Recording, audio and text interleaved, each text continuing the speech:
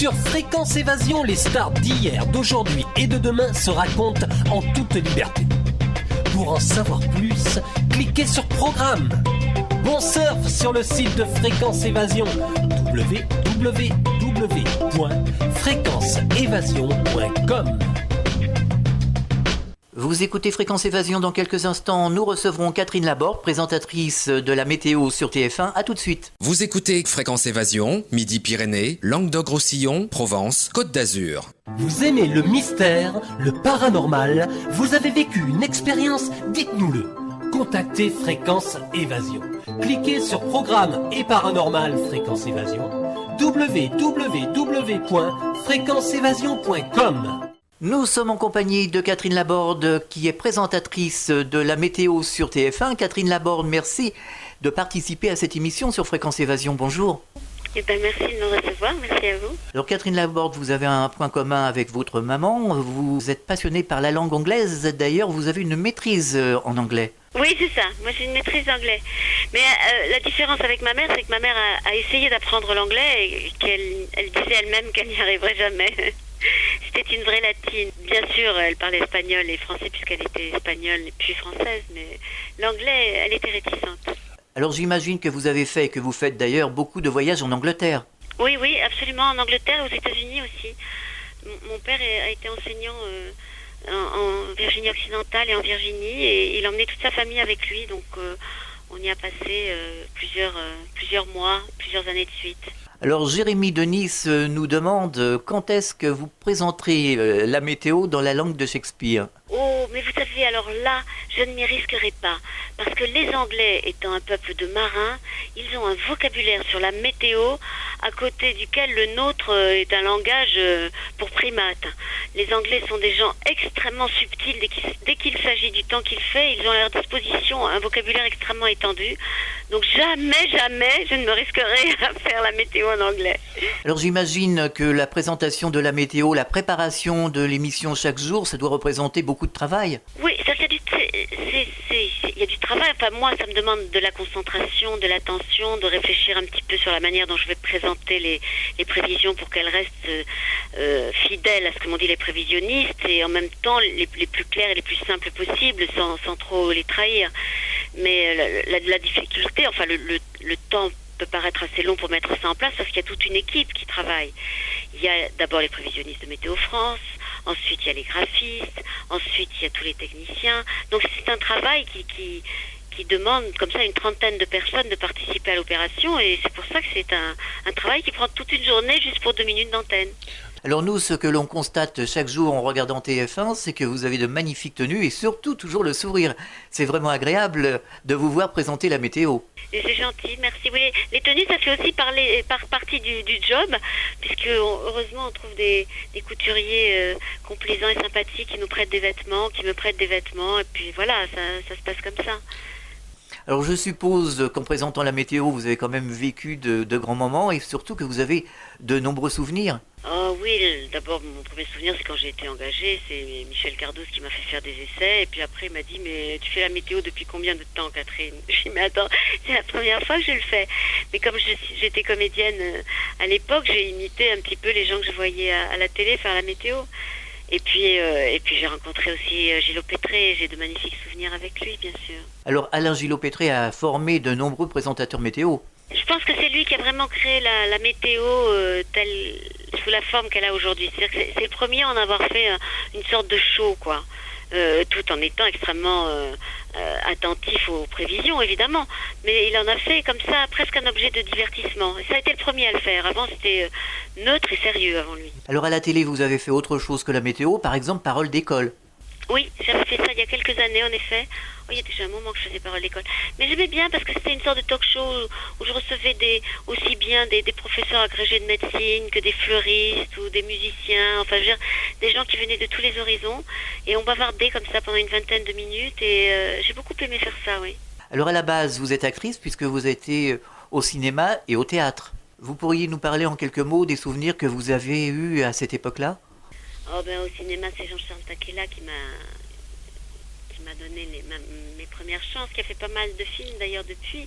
Maintenant il a arrêté parce qu'il est un petit peu âgé, mais Jean-Charles, c'était très agréable de travailler avec lui parce que dès qu'il disait moteur, il faisait absolument confiance aux gens qu'il avait choisis, et donc il était toujours émerveillé du jeu des acteurs. C'est très très agréable de tourner avec lui. Et puis au théâtre, ma dernière expérience c'était Beckett qui avait monté Christian Rist. Et Beckett, c'est terrible. Mais là, la météo m'a aidé paradoxalement parce que Beckett demande une telle rigueur, une telle attention au texte, comme la prévision météo. Notamment en attendant Godot. Oui, mais là, c'est pas son Godot. Quand je jouais, c'était comédie. C'est un texte absolument magnifique, mais qui demande une rigueur incroyable, quoi. Incroyable. Alors une série télé où on se souviendra de vous, c'était Les gens de Mogador. Vous croyez qu'on s'en souvient? C'est ma première télé quand je suis arrivée à Paris, j'avais 18 ans, c'était au siècle passé. Alors Catherine Laborde, l'écriture, c'est peut-être aussi un moyen de vous rapprocher de vos téléspectateurs, des gens qui sont fidèles au rendez-vous météo que vous donnez chaque jour sur TF1? Je ne sais pas si j'écris pour les gens, je ne suis pas sûre. Je ne suis pas sûre, je sais pas. Je suis pas sûre de ça. J'écris pour trouver quelque chose qui m'échappe. J'écris pour trouver quelque chose de la vérité qui m'avait échappé jusque-là. En écrivant, on trouve des choses qu'on ne trouve pas forcément en parlant. C'est une sorte de méditation quand même, l'écriture. Enfin, c'est comme ça que je le vis. Et puis, j'espère que cette écriture puisse rencontrer ses lecteurs, bien sûr. Mais c'est vraiment un truc très très personnel. Et si j'écris pour une seule personne, quoi. J'espère que une seule personne va se multiplier par des centaines, des milliers, des dizaines de milliers, voire des centaines de milliers ou plus. Mais en fait, quand on écrit, c'est vraiment la chose la plus intime qui existe, quoi. Alors ce livre que vous avez écrit, vous le dédiez à vos enfants, bien sûr, et à vos sœurs. C'est l'histoire de votre maman qui, après la guerre, passe beaucoup de temps à essayer de retrouver, de rechercher l'homme qu'elle aimait. En fait, Charles est arrêté à Angoulême le 13 mai 1944, c'est le chef de son réseau, c'est l'amour de sa vie. Et peu à peu, la France se libère du joug nazi et elle va le chercher jusqu'à ce que l'armée de Patton arrive à Buchenwald, c'est-à-dire jusqu'au mois d'avril 45. Elle va le chercher partout, elle va essayer de lui écrire, de lui envoyer des colis, elle va aller à Paris. Et dans ce pays où on fête la libération, la joie éclate, et où en même temps les Allemands sont encore là, tout près, et commettent leurs pires exactions à ce moment-là, et il y a encore les derniers trains qui partent vers les camps, et voilà, tout ça se mélange avec les résistants de la dernière heure, avec les règlements de compte, et la joie quand même de la libération à laquelle elle participe difficilement parce qu'elle veut retrouver Charles. Mais le livre, ça n'est pas que ça, c'est aussi ma recherche de Charles Reichenmann, parce que j'ai voulu savoir qui était cet homme, et je suis partie à sa recherche aussi. Et puis finalement, j'ai rencontré mon père de manière inattendue. Alors quelque chose que l'on constate, c'est que la trame historique est magnifiquement bien respectée. J'imagine que vous avez fait de nombreuses recherches. Oui, mais heureusement, je dois dire que sur cette période 44-45, la littérature historique est abondante, aussi bien des historiens eux-mêmes que des témoignages, et voilà, j'ai essayé en effet de rester la plus proche possible de ce qu'avait été la réalité de ces mois-là. J'ai pas changé le nom de rue, le nom de personne, je me suis renseignée sur le temps qu'il faisait, j'ai essayé de rester comme ça au plus près pour pouvoir faire vivre ma mère telle que j'imaginais qu'elle avait dû vivre ces mois-là. Je voulais la découvrir, elle, telle qu'évidemment je la connaissais pas, puisque moi je suis née beaucoup plus tard, mais je voulais voir qui elle était à ce moment-là. Et ça m'a donné une grande force pour écrire le livre. Alors dans votre livre, vous parlez de 1500 jeunes qui sont conduits à Tarvor dans l'Oural et 300 000 muselans évacués en Charente, ce qui est le cas de la famille de Charles. Oui, c'est sans doute pour ça aussi que Charles avait cette telle sensibilité à la liberté et à l'honneur de la France, quoi. Ce sont des mots qui paraissent un peu vieillis et anciens, mais parce que la France et la liberté ne sont pas menacées aujourd'hui. Mais je suis sûre que les jeunes gens comme Charles et Pilar l'ont fait se lèveraient si cette menace affreuse revenait. Et lui était d'autant plus sensible qu'il était à la frontière entre cette Allemagne nazie et la France. Alors j'ai trouvé dans votre livre un grand message de tolérance et d'amour quand vous parlez des forces de libération qui sont multiples. C'est vrai qu'aujourd'hui avec la politique d'immigration, c'est pas... Mais oui, vous avez raison. Ma mère était une petite immigrée espagnole à Tarbes, très mal vue par les Français de souche. Et quand Charles arrive, il arrive de Saint-Lorraine lui aussi, il est exilé. Je pense que c'est ça aussi qui les rapproche tous les deux, d'emblée. Juif égale héros, c'est quelque chose qui vous a marqué. Ah oui, oui, tout à fait. À tel point que, alors là, j'ai découvert sur Charles des choses que je ne savais pas, que j'espérais, en particulier qu'il a été follement amoureux de ma mère et qu'il voulait l'épouser. Bon, voilà, ça je l'ai appris en écrivant le livre. Mais moi, j'étais persuadée que Charles était juif. Il me semble que ma mère m'a toujours dit que Charles était juif. Alors quand j'ai retrouvé un des frères de Charles, qui vit toujours, Julien, et que je lui ai demandé quelles étaient les ascendances juives de cette famille Reichenmann, il est tombé des nues. Il m'a dit, mais nous n'avons jamais été juifs. Ce sont des gens de tradition catholique depuis des générations. Il m'a dit, mais non, nous ne sommes pas juifs. Alors, je sais pas si c'est moi qui ai inventé ça quand j'étais petite, parce que vous savez, les enfants ils brodent aussi, hein. Et je me souviens que mes parents, quand j'étais petite, ils avaient acheté des arbres pour la terre d'Israël. Enfin, ils étaient comme ça très très sensibilisés à la création de l'État d'Israël. Eux aussi, ils étaient de culture, enfin de religion catholique, non pratiquant. Mais je ne sais pas d'où est venue cette idée, pour moi, indubitable, que Charles était juif et que c'était un héros et qu'au fond, les juifs avaient plus un destin de héros que les autres. Voilà. Catherine Laborde, on marque une pause, on se retrouve dans quelques instants, à tout de suite. Fréquence Évasion sur le web, première radio interrégionale du Grand Sud. Fréquence Évasion vous donne l'écho du Grand Sud. Chaque jour, Fréquence Évasion est sur le terrain. De la Côte d'Azur au pays camarguais et languedocien, Fréquence Évasion vous fait vivre l'actualité du Grand Sud. Fréquence Évasion, www.fréquenceévasion.com. Nous sommes de retour sur Fréquence Évasion, toujours en compagnie de Catherine Laborde, présentatrice de la météo sur TF1, que nous avons le plaisir de voir chaque jour. Alors, nous parlions justement des Juifs, nous parlions de Charles, donc la personne, l'amour de votre maman, qu'elle a cessé de chercher après la guerre. Justement, votre livre fait un devoir de mémoire pour plus jamais que ça arrive, plus jamais ça. Oui, mais comment vous dire, j'ai pas du tout vécu cette écriture comme un devoir de mémoire, mais plutôt comme une grande joie, une grande libération, quoi. C'est pas un devoir, une liberté, de pouvoir imaginer ma mère, jeune femme amoureuse, Charles, héros tranquille, c'était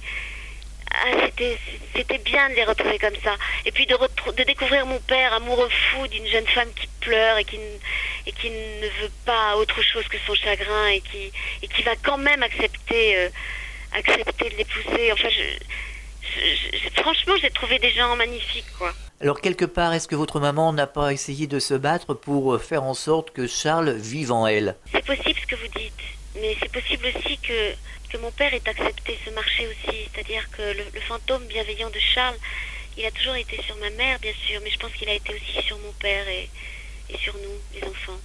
Alors évidemment, après, il y a eu des traces, ça a laissé beaucoup de marques dans les familles. Ah oui, ça dans les témoignages de la libération, c'est surtout tout faire pour qu'ils ne reviennent pas, quoi. Et il y a cette méfiance de toute cette génération de gens qui ont connu la guerre, méfiance vis-à-vis du peuple allemand, qui heureusement est dépassé aujourd'hui. Mais moi, ce que j'ai aimé, c'est ce mélange chez ces gens qui résistaient, c'est ce mélange d'insouciance et de courage, quoi. C'était des gens extrêmement jeunes qui étaient dans la résistance. C'était les plus jeunes. C'est la jeunesse qui a cette capacité de révolte. Alors bien sûr, il y avait quelques personnes plus âgées peut-être pour organiser ou pour. Mais enfin, le cœur de la résistance, c'est la jeunesse. Alors à l'époque, pendant la guerre, les médias avaient un rôle très important, notamment la radio, la TSF. Ça fait peut-être un peu sourire aujourd'hui, notamment sur Radio Londres et d'autres radios qui étaient très mobilisées, notamment avec le message du général de Gaulle. Ah oui. Ma mère le raconte d'ailleurs dans ses carnets, puisqu'elle a écrit des carnets en 72 où elle raconte la résistance. Elle a peur que tout ça s'oublie, disparaisse. C'est pas encore la mode du devoir de mémoire en 72. Donc elle commence à vieillir, elle voit ses enfants partir et elle veut écrire la résistance. Et donc elle écrit comme ça quelques pages dont je me suis servie bien sûr pour écrire le livre. Et elle dit l'importance de la TSF. Parce que leur réseau se divisait en deux groupes qui n'avaient d'ailleurs aucun rapport entre eux. Il fallait pas que les gens se connaissent pour pas qu'ils puissent se trahir s'ils avaient été arrêtés. un groupe qui s'occupait des parachutages, de la réception des parachutages, et un autre groupe qui s'occupait des sabotages. Et les parachutages, tout passait par la TSF, par la BBC. Alors tout ça a eu de nombreuses conséquences sur la vie des Français à l'époque, notamment aussi la découverte des chewing-gums par exemple. Votre maman le raconte tout ça. Oui, c'est drôle ça. Et puis moi j'ai retrouvé dans une boîte comme ça avec les carnets de guerre de ma mère, j'ai retrouvé des vieux tickets d'alimentation, aussi bien quand elle est venue à Paris qu'à Londres. À Londres c'était pire qu'à Paris d'ailleurs. Et des tickets d'alimentation qui ont duré assez longtemps après la guerre, je crois d'ailleurs, jusque 46-47. Alors vous expliquez dans votre livre que dans les années 60, c'est quelque chose de révoltant, ça on demande à votre maman de faire preuve de ses actes de résistance, elle qui a perdu justement l'amour de sa vie. Oui, ça c'est affreux. C'est drôle que vous l'ayez remarqué, il y a peu de gens qui le remarquent, mais c'est vrai que moi ça m'a beaucoup blessée parce que j'ai trouvé dans ce carton aussi tout un échange de correspondance avec l'administration française où on lui demande de prouver qu'elle a été résistante. Je veux dire, toutes les actions qu'ils ont faites, évidemment, elles n'étaient pas écrites noir sur blanc ni claironnées au grand jour, sinon ils auraient tous été arrêtés immédiatement. Donc chaque fois elle répond, et puis après c'est mon père qui prend le relais et qui donne des preuves, enfin qui explique ce qui s'est passé, pourquoi il n'y a pas de preuves matérielles. Pourquoi... Alors vous essayez également de retrouver les racines, la famille de Charles. Cette volonté, c'est pour essayer d'approfondir ce que votre mère a vécu. En fait, c'est peut-être pour vous en approcher un peu plus. Moi, je crois que j'ai toujours su qui avait été Charles pour ma mère, mais au fond, je me suis demandé ce qu'avait été ma mère pour Charles. Est-ce que c'était juste sa rêverie à elle? Est-ce que c'était... un amour? Est-ce que c'était... Moi j'ai eu peur quand j'ai rencontré le frère de Charles qui me dise que c'était à cause d'elle que Charles avait été arrêté. Peut-être qu'elle avait été imprudente, peut-être que... Moi je savais rien, quoi. Pourquoi est-ce que la famille de Charles n'a plus jamais donné signe de vie à ma mère après la mort de Charles? Qu'est-ce qui s'est passé? Pourquoi? Je veux dire, j'étais inquiète de toutes ces questions. Et bon, j'ai trouvé... Et je n'ai trouvé que des réponses merveilleuses, quoi. Donc voilà. Mais quand je suis partie à la recherche de Charles, je ne savais pas ce que j'avais trouvé. En tout cas, beaucoup d'émotions, et ça, vous l'expliquez merveilleusement bien dans votre ouvrage. Oui, beaucoup d'émotions, oui. Oui, ça c'est vrai. Ça c'est vrai. Et j'y suis encore par moments. En tout cas, ce que vous n'avez pas voulu être, c'est le porte-flambeau, justement. C'est parce que vous dites dans votre livre que c'est très lourd, c'est très dur à porter. Oui, c'est lourd. Et puis c'est vrai que j'ai eu... ces confidences de ma mère quand j'étais toute petite déjà, donc c'est vrai que c'est lourd, en même temps ça a mis très haut mon niveau d'exigence personnelle pour les belles choses de la vie, pour l'amour et pour le courage, quoi. Donc voilà, c'est comme ça, c'est mon destin, mais c'est vrai que je viens de là, je suis née plus tard, mais je viens de cette histoire aussi. Alors vous dites dans votre livre que vous ne l'auriez pas écrit si votre père était toujours vivant. Non, je ne l'aurais pas écrit si mon père était toujours vivant. Et en même temps, l'écrivant, j'ai son autorisation pour le faire. Parce que, après la mort de ma mère, il m'a parlé de Charles en des termes très très élogieux. Et après tout, lui ne l'avait pas connu. Et c'était son principal rival quand même. Eh bien, il a tenu ce secret. Il m'a dit des choses très nobles sur Charles. Et c'est pour ça aussi que je me suis autorisée à écrire ce livre. Peut-être parce que lui aussi a vécu la guerre et a vécu des choses très très dures. Oui, bien sûr. Lui, il a vécu aussi des choses très dures, puisqu'il a fait 3 tentatives d'évasion en Allemagne qui ont raté, donc je suppose que la punition après était redoutable, mais il n'aimait pas beaucoup parler de ça. Donc, ça a été dur, et je pense que c'est aussi pour ça qu'il tombe fou amoureux de cette jeune femme qui n'est que chagrin et larmes. Sans doute parce que ça fait écho à sa solitude et à son désarroi à lui quand il revient de la guerre. Alors quelles sont les réactions des nouvelles générations, des jeunes, de vos enfants par exemple, quand ils lisent ce qui s'est passé pendant la guerre? Elles sont très émues. Elles ont été très très émues en lisant ce livre, et je ris bêtement parce que ça m'a fait très plaisir. Leur émotion m'a... Et puis parce que c'est leur histoire. Je veux dire, l'histoire de leur grand-mère, c'est aussi ce qui fait qu'elles sont ce qu'elles sont aujourd'hui, quoi. Je veux dire, on est dans la même... C'est la généalogie de notre famille qui fait que elles sont bien les petites filles de Maria del Pilar. Alors j'imagine qu'il y a des projets, qu'il y a du travail pour vous dans les mois à venir, Catherine Laborde. Écoutez, pour le moment, j'ai du mal à me défaire de Maria del Pilar, parce que le livre est sorti il n'y a pas longtemps. Et des projets, je navigue beaucoup au milieu de mes fantômes en ce moment. Je suis sans projet, mais je pense que le mois prochain, ça ira mieux. Faut juste exorciser. Je pense que ça doit servir à ça, l'écriture aussi. Sans doute, mais vous savez, il faut savoir prendre congé, donc ça se fait pas tout de suite. Alors peut-être des signatures dans le sud de la France ? Oui, je vais venir à Toulouse. Je vais faire un petit périple entre Toulouse et Tarbes. Je vais m'arrêter à Lourdes, à Vic-en-Bigorre, à Pau.